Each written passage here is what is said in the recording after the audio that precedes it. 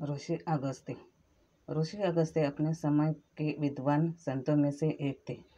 कई पुराणों में ऐसा उल्लेख मिलता है कि उन्होंने ऋषि हयग्रीव द्वारा शिक्षा ली थी, जिन्हें भगवान विष्णु के विभिन्न अवतारों में एक माना जाता है।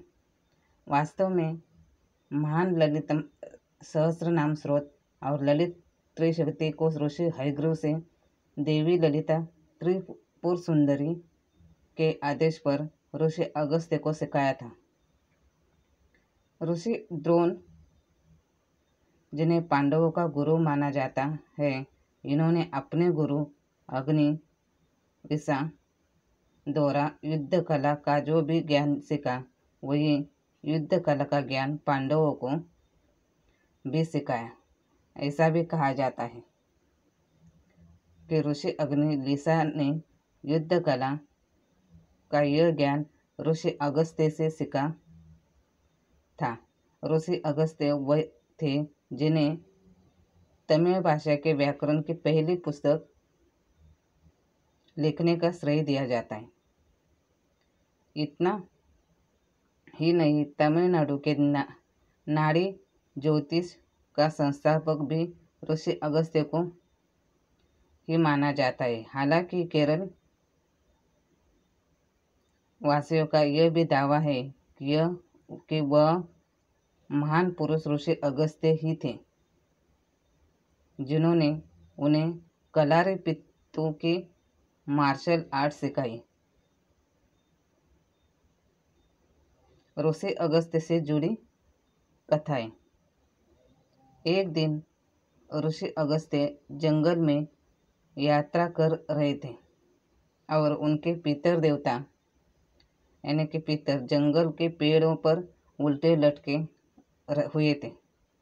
जब उन्होंने उनसे पूछा कि इस प्रकार क्यों लटके हुए हैं, ऐसा दुर्भाग्य उनके पास क्यों आया, तो उनके पितरों ने उत्तर दिया, चूँकि ऋषि अगस्त्य का कोई पुत्र नहीं है, इसी कारण वह इस भयानक कष्ट भोगने के लिए मजबूर है। वह यह सुनकर ऋषि अगस्त्य ने उनसे वादा किया कि वह जल्द ही विवाह कर लेंगे। उन्होंने धरती पर मौजूद उन सभी चीज़ों को इकट्ठा किया जो एक अच्छे इंसान में पाए जाते हैं और एक कन्या का निर्माण किया। उस समय विदर्भ के राजा संतान प्राप्त करने के लिए बहुत तपस्या एवं जप तप कर रहे थे। ऋषि अगस्त्य उनके पास पहुंचे और अपने द्वारा बनाई गई उस कन्या को राजा को आशीर्वाद स्वरूप दे दी। उस कन्या का नाम लोपामुद्रा रखा गया। साथ ही उस कन्या का पालन पोषण राजसी वैभव और ऐश्वर्य के बीच किया गया। लोपामुद्रा के बारे में जो कहा जाता है, उसके अनुसार वो बहुत सुंदर और बुद्धिमान थी। उनके सौंदर्य के चर्चे हर तरफ थे। लिहाजा जब उन्होंने ऋषि अगस्त्य से शादी करना स्वीकार किया, उससे लोगों को हैरानी भी हुई कि ऐसी रूपवती और राजसी कन्या क्यों किसी ऋषि से शादी कर रही है और उस शादी के लिए अपना ऐश्वर्य छोड़ देगी। लोपामुद्रा प्राचीन भारत की एक दार्शनिक नारी भी थी। जब कन्या विवाह योग्य आयु की हुई तो ऋषि अगस्त्य वहां पहुंचे और उन्होंने राजा विदर्भ से उस कन्या से विवाह करने की इच्छा जताई। राजा ऐसा नहीं करना चाहता था, लेकिन उसे शाप का भी डर था। इस पर लोपामुद्रा ने पिता से कहा कि मुझे मुनि को देकर आप अपनी रक्षा करें। लोप मुद्रा को महात्रिपुर सुंदरी से श्री विद्या का ज्ञान और वर दोनों मिला। उन्होंने अपने वेद मंत्रों में पुरुष और स्त्री संबंधों की व्याख्या की। उनकी वाणी में आत्मबल का तेज था, जो अति सुंदरी होने के बाद भी एक प्रौढ़ ऋषि से शादी करते हैं। पुराणों के अनुसार लोप मुद्रा को काशी के राजा से विपुल संपत्ति प्राप्त हुई थी। उसके पास अपरिमित मात्रा में अन्न देने वाली एक अक्षय थाली होने का भी उल्लेख है। कहा जाता है कि जब ऋषि तप कर रहे होते, साधना में होते या फिर हिमालय की ओर कुछ कर गए होते तो लोप मुद्रा एकाकी जीवन गुजारती थी। तब पेड़ पौधे, वनवासी बच्चे और जानवर ही उनके सखा होते थे। उस दौरान वो वनवासी बच्चों और ऋषि कुमारों को शिक्षित भी करती थी। यद्यपि राजा विदर्भ से बहुत डरते थे, परंतु फिर भी उन्होंने ऋषि को संकेत दिया कि वह अपनी पुत्री का विवाह सब उनसे नहीं करना चाहते। परंतु इधर लोप मुद्रा ने अपने पिता से कहा था कि वह ऋषि अगस्त्य से ही विवाह करना चाहती है। पश्चात राजा ने लोप मुद्रा का विवाह ऋषि अगस्त्य से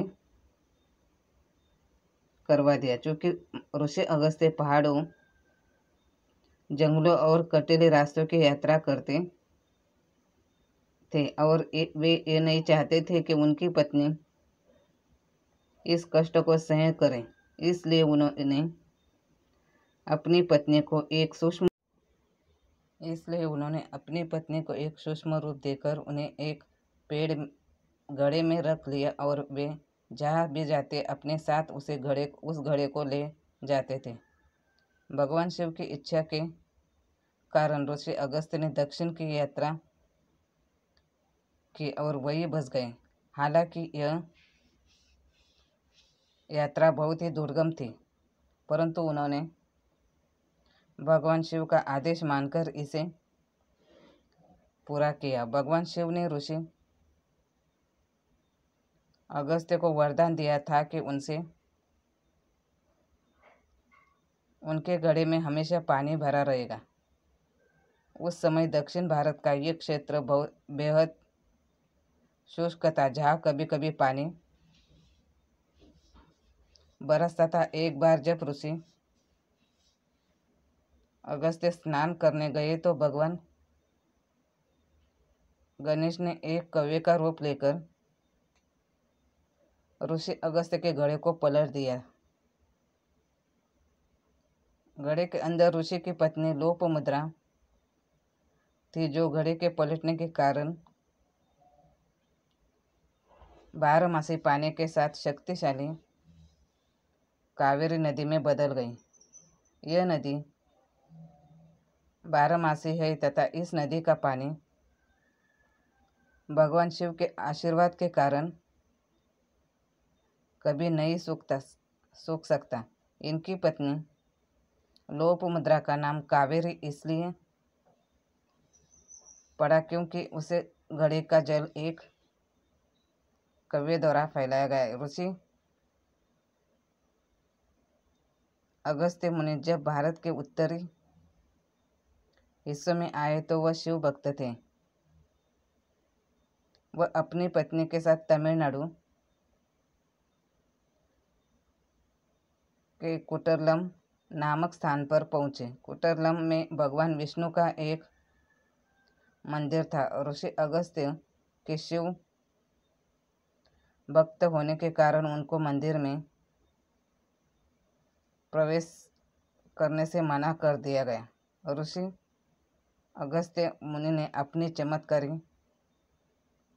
शक्तियों द्वारा मंदिर में उपस्थित भगवान विष्णु की मूर्ति को सबके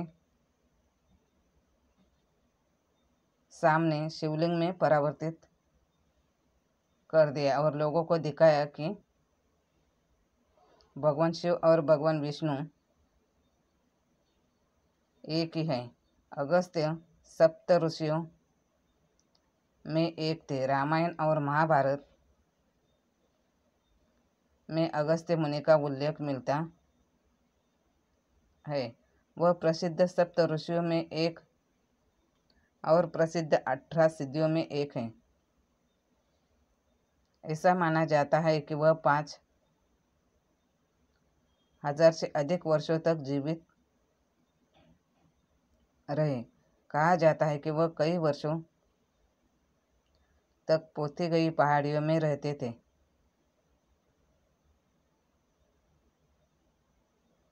धन्यवाद।